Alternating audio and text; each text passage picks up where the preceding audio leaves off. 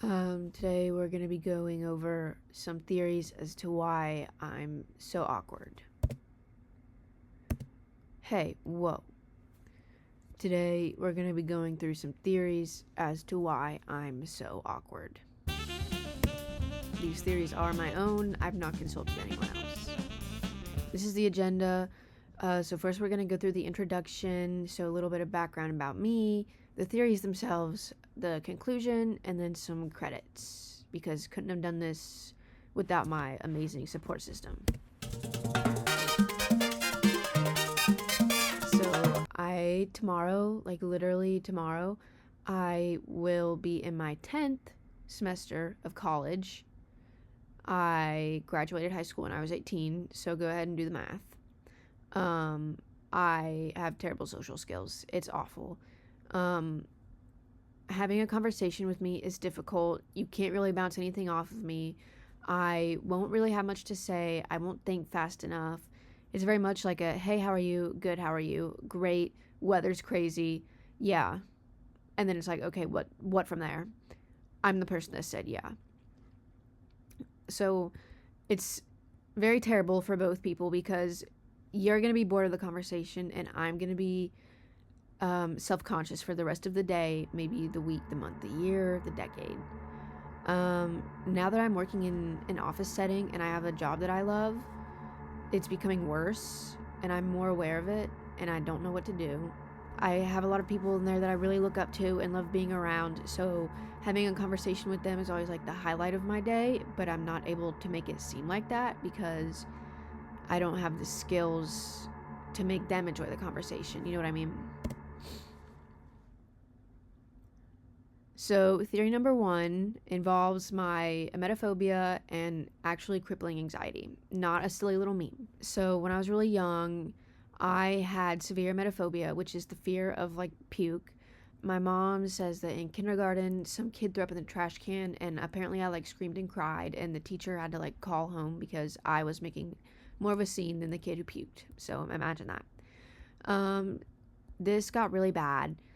I would like scream and cry. Like I wouldn't want to go anywhere. I couldn't go to the grocery store. I couldn't go to McDonald's. Like if we went somewhere, we had to go through the drive-through because I was afraid someone in the facility would throw up. I cannot rationalize this for someone who doesn't understand it. If you've never been there, you've never been there, and it sounds insane. But that's just like I can't help it. It just happened. So eventually, when someone inevitably did throw up, I did cry, I did scream, and I like literally ran away. One time we were eating food in a restaurant and my brother threw up and I ran to the bathroom and cried. So because I was such a handful, my parents never took me out really, or they took me out when they could, but I made it a big issue. I made it a spectacle even. And I think because I didn't go out a lot, the concept of going out now is very foreign. Not really sure what to do, and it's really bad. I've outgrown my emetophobia. I, though, still struggle going to new places because I do still have anxiety. It still exists. And I do get scared, not to the extent that I did before, but I'm just never fully comfortable. And I think that makes it an issue. So, one thing I've noticed is that people that are the most talkative and like easygoing and charismatic are the people that moved around a lot as kids. The person that might come to mind for you, or maybe not, someone that comes to mind for me at least, is Brittany Broski. She, I think, grew up as like her dad was in the military or something, so she moved around a lot. And this she credits to like her being more extroverted and like easygoing.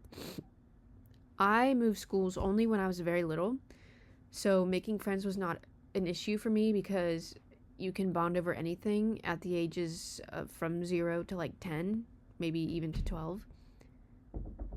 Hey! I thought you'd be in bed. No, I mean, like asleep in bed. no, it's like 9. Do you have baby girl? I don't remember where I was. My mom came in.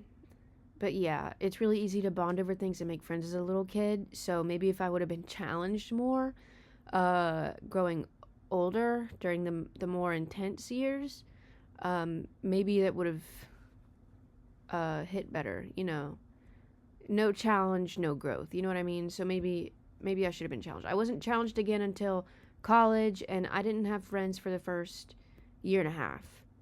And the way that I made a friend was I said, hey, where do you live? Which was probably not the best way to do it, but luckily we're still friends, still appreciate and love my friends there so much.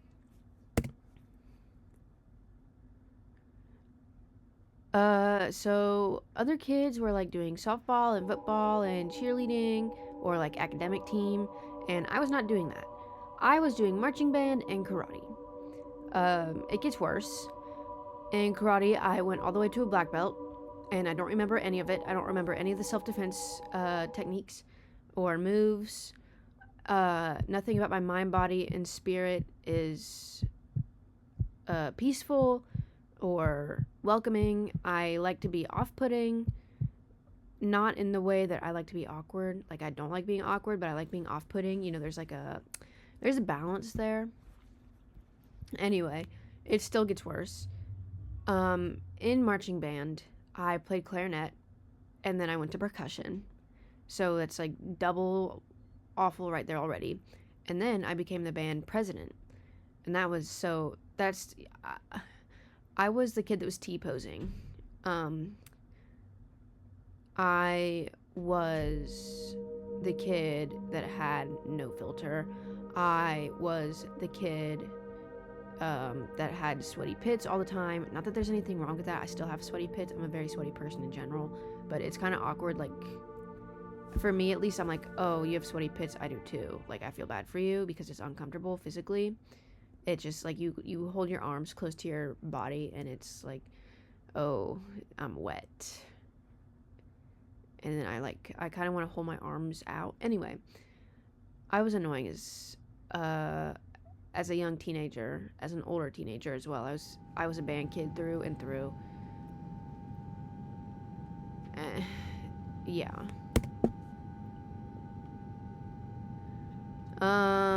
The pandemic prevented me from getting a job at the age of 16. Everybody else had a job except for me, so I was going to get a job, and then the pandemic hit. So I did not get a job for an extra year. And I didn't get a job until like a month before my 18th birthday.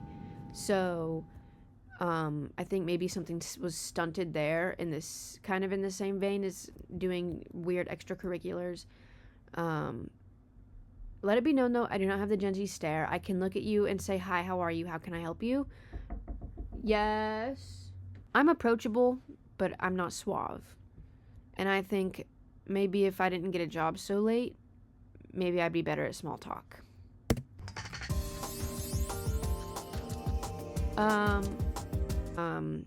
I'm shaped a little funny for a 22-year-old.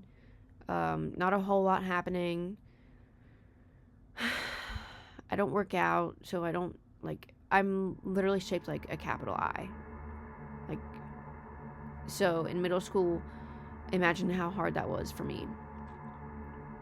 I'm not bothered by it now, but obviously in middle school, when boys with squeaky voices are making fun of you, for some reason it hurts a little more. So I stopped being social. At least in new situations. If I was in a familiar situation, I was fine.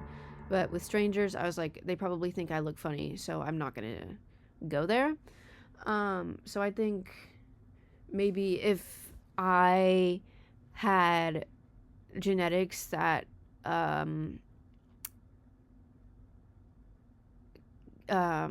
catered more to societal beauty standards, maybe I would be more confident and I would have been able to develop my social skills a little better. But yeah, the good ending, most of these kids are pretty respectful adults now. Like, we get along now, so that's nice. I don't really interact with them really, but if I see them around, I'm like, hey, and they're like, hey, and one of them whatever. Obviously I can't say they're not total butt faces, but they're not the way they were in middle school, and I appreciate that. So when my mom came in, she added another thing because she is my mom, so obviously she's gonna be like, no, you're fine. I am awkward, but sometimes maybe I just overthink a little bit too much. Conclusion. So there are a lot of reasons to believe that there are a lot of reasons as to why I am the way I am, why I'm so awkward.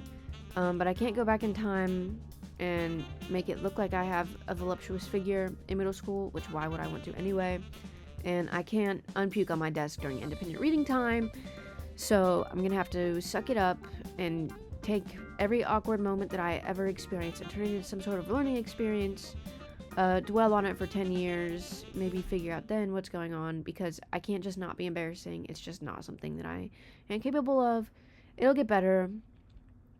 I'd rather be awkward than rude and unpleasant. Some credits. I put this together and then my mom helped me with that one slide. My mom did birth me. I made these on Google Slides, and I did steal all the images from Google Images. I have a post-credit scene. Please stop using Oswald as body copy. I don't like it that way. I think it looks very bad. It's so bold and condensed. It's just not meant to be read in dense blocks of type. So stop doing that. Thank you.